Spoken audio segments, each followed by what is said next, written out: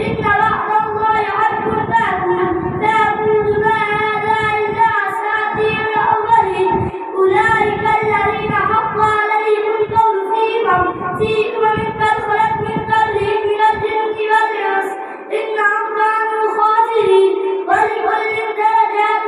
مما عملوا وليوفيهم أعمالهم وهم لا يظلمون ويوم يعرض الذين كفروا على النار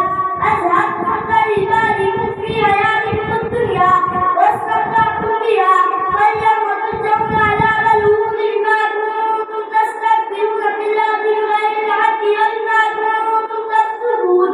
واذكر أخا عاد إذ أنزل قومه بالأحقاب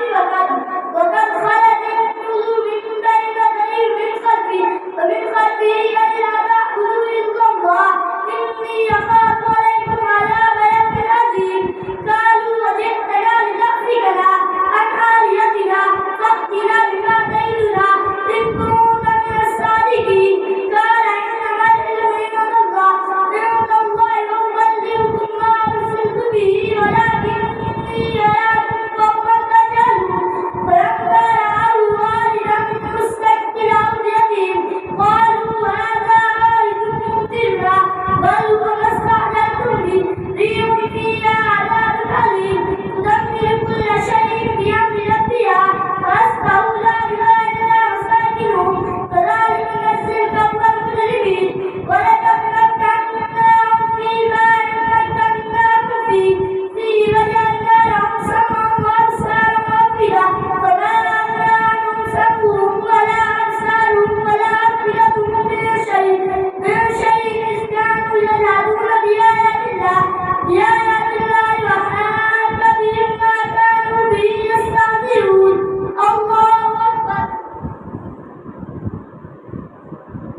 سمع الله لمن حمده الله أكبر الله أكبر الله أكبر الله أكبر الحمد لله رب العالمين الرحمن الرحيم مالك يوم الدين إياك نعبد وإياك نستعين اهدنا الصراط المستقيم صراط الذين أنعمت عليهم غير المغضوب عليهم ولا الضالين ولقد أهلكنا ما قبلكم من القرى وصرفنا الآيات لعلهم يهتدون فلولا نصرهم الذين اتخذوا من دون الله قربانا آلهة بل ضلوا عنهم وذلك إثمهم وما كانوا يفترون فإذ صرفنا إليك نفرا من الجن يستمعون